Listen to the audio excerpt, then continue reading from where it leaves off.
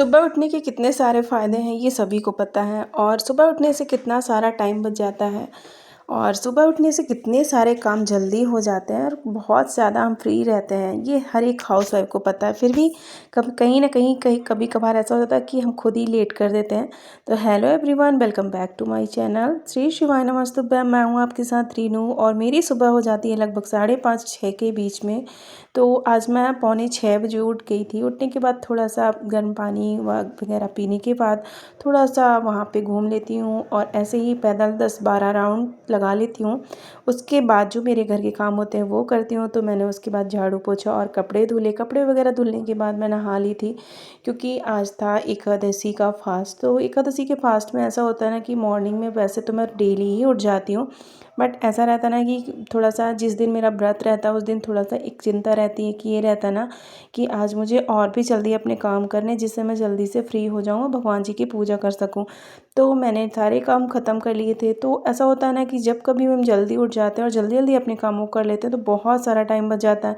फिर लगता है कि इस टाइम को कैसे यूटिलाइज़ किया जाए। तो बहुत ऐसी वुमेंस होती हैं जो बहुत अच्छे अच्छे तरीके से अपने टाइम को यूटिलाइज़ करती हैं, उनका अच्छे से सही जगह पे उपयोग करती हैं। तो मैं भी ऐसे हूँ ना कि अगर मैं जल्दी जल्दी अपने कामों को फ्री कर लेती हूँ तो फिर मेरा ये जो ब्लॉगिंग है ना वो मैं अपने लिए टाइम बचा पाती हूँ, अपने बच्चों के लिए टाइम बचा पाती हूँ। अदरवाइज़ मेरे पास इतने सारे काम है ना कि मुझे तो टाइम ही ना मिले। तो ऐसा ही होता है ना कि जब मैं मॉर्निंग में जब जल्दी उठती हूँ ना तो तभी मेरे सारे काम इतने टाइम से हो पाते हैं और टाइमली अपने कामों को करके ना मैं 3 घंटे फ्री रहती हूँ, जिससे मैं कम से कम अपने आराम से ब्लॉग के लिए टाइम दे पाती हूँ और जो भी मेरा ब्लॉगिंग का टाइम होता है उसको एडिटिंग ब्लॉग बनाना उसके लिए। Welcome back to my channel Dhriti and mumma lifestyle Shri Shiva नमस्तुभ्यम। तो आज मेरे दिन की शुरुआत हो चुकी थी लगभग 5:30 बजे और अभी मैं आप लोगों के साथ मिल रही हूँ लगभग 10 बजे, जो कि दीदी का लंच का टाइम हो गया और मैं नहा के तैयार हो गई हूँ क्योंकि अभी मुझे बनाना है धृति का लंच। और इस टाइम थोड़ा सा ठंड भी ज़्यादा पड़ने लगी है, ये तो सभी को पता है। तो अभी आज क्या बनाती हूँ धृति के लंच में, चलिए देखते हैं। क्योंकि धृति आज स्कूल जाएगी और फ्राइडे है, तो फ्राइडे को ऐसा रहता है ना कि कुछ भी अपने मन का आप अलाउ रहता है स्कूल में कि कुछ भी दे सकते हो। तो देखती हूँ क्या दे देती हूँ, बस जैसे फास्ट फूड कुछ भी दे सकती हूँ और जैसे घर का अगर नहीं बनाना मुझे। और अदर डेज तो ऐसा रहता है कि मुझे कुछ ना कुछ उसको हेल्दी बना के देना होता है क्योंकि उसका होता है लंच चेक और टीचर्स उसके चेक करती हैं उसके लंच, तो वो मुझे कुछ हेल्दी ही बना के देना होता है। बट आज देखती हूँ उसको क्या लंच में देती हूँ। तो ब्लॉग में एंड तक बने रहिएगा और बहुत सारा सपोर्ट करिएगा। अगर ब्लॉग अच्छा लगे तो प्लीज़ चैनल को लाइक एंड सब्सक्राइब करके जाइएगा। तो सुबह सुबह ना एक फ्रेशनेस रहती है जब कभी भी सुबह मॉर्निंग में, मतलब जल्दी मैं नहा ले, वैसे मैं जल्दी ही कोशिश करती हूँ कि मैं नहा लूँ क्योंकि आज था एकादशी का दिन और एकादशी के दिन ऐसा होता है ना कि मेरा होता है फास्ट। तो इसी वजह से मुझे सुबह जल्दी नहाना होता है और नहाने के बाद में अगर मुझे पूजा करने के लिए टाइम मिलता है तो ठीक है, नहीं तो मैं धृति को स्कूल भेजने के बाद ही पूजा पाठ वगैरह का काम सारा कुछ करती हूँ। तो अभी मैंने नहा लिया, अपने लिए चाय बना के पी ली है और अभी मैं जाऊँगी तो दीदी का लंच बनाऊंगी। उसके बाद मेरे दिन की पूरी शुरुआत हो जाती है जो कि बिना रुके सारा दिन चलती रहती है। और पता नहीं ब्रेक का टाइम तो मुझे 3-4 बजे के टाइम ही मिलता है, जब शाम का टाइम होता है। फिर दीदी आ जाती है तो फिर मुझे उसको पूरा, मतलब उसके कपड़े वगैरह चेंज करना, उसको खाना वगैरह देना और वो चली भी जाती है तो शिव रहता है मेरे पास मुझको परेशान करने के लिए। तो एक हाउसवाइफ, एक माँ की लाइफ ना ऐसे ही होती है। पूरा दिन जो ये एक सर्कल टाइप का होता है ना, शुरू से चालू हो जाता है सुबह मॉर्निंग से, तो वो सारा दिन चलता रहता है। जब तक आप छोड़ दो तो छोड़ दो, अदरवाइज़ आपको फ्री हैंड होके बैठने के लिए 5 मिनट का सुकून का टाइम नहीं मिलता, जो कि मेरे साथ होता है।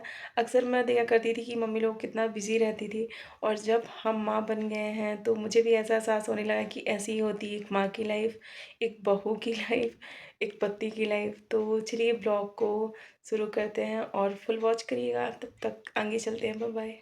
तो ऐसा ही होता है ना कि अगर आप खुद के लिए और अपने काम के लिए टाइम बचाना चाहती हैं तो आपको मॉर्निंग में जल्दी उठना पड़ेगा। तो मेरी भी हैबिट हो गई है और मैं बच्चे 2 बच्चों के साथ में जॉइंट फैमिली के साथ में सारे काम को देखते हुए अपने लिए टाइम ऐसे ही मैनेज करती हूँ क्योंकि मैं जल्दी सुबह उठती हूँ और जल्दी जल्दी अपने कामों को ख़त्म कर लेती हूँ, जिससे मेरे ब्लॉग के लिए और मुझे अपने बच्चों को पढ़ाने के लिए और ख़ुद के लिए भी बहुत सारा टाइम मिल जाता है। तो आप भी अपने टाइम का सही से उपयोग करिए और कम से कम सुबह उठ के अपने आप को फ्री करिए, जिससे आपके लिए बहुत सारा टाइम बचे, जिससे आपकी एक माइंड पीस है ना वो भी बहुत ज़्यादा हाई होती है, आपका जो पॉजिटिव थिंकिंग होती है ना वो भी ज़्यादा इंक्रीज़ होती है। तो हमेशा पॉजिटिव रहने के लिए 15-10 मिनट अपने आप को ज़रूर एकांत में सुकून से बैठना चाहिए और खूब सारा टाइम निकालने के लिए ना बहुत जल्दी जल्दी अपने कामों को करना चाहिए। तो एक अपनी फ़िक्स दिनचर्या सुबह की बना लीजिए कि मुझे इतने बजे उठना है, क्योंकि मैं बच्चों के साथ में तो ब्लॉगिंग का सोच भी नहीं सकती, बट मैं पॉसिबल है मेरे साथ में तो मैं कर पा रही हूँ, क्योंकि मैं अपने टाइम का सही से उपयोग करती हूँ। सुबह जल्दी से उठने के बाद जो भी मेरे काम होते हैं वो कर लेती हूँ और उसके बाद पूजा पाठ, खाना वगैरह सारा कुछ करने के बाद अपने ब्लॉग के लिए टाइम निकालती हूँ। आफ्टर 1 डे मैं ब्लॉग शेयर करती हूँ। डेली का मैं भी नहीं शेयर कर पाती, क्योंकि मेरे बच्चे हैं और बच्चों के साथ में सभी को पता है कितना ज़्यादा टाइम जाता है। धृति भले ही स्कूल चल जाती है, बट मुझे शिव की केयर करनी पड़ती है, उसका खाना पीना, तेल मालिश, मतलब भले ही भी छोटा है उसको सारा कुछ मुझे देखना पड़ता है, फिर घर के फैमिली मेम्बर, खाना वगैरह सारा कुछ। तो इसी वजह से मैं अपने लिए टाइम मैनेज कर पाती हूँ, क्योंकि मॉर्निंग में जल्दी से उठ जाती हूँ।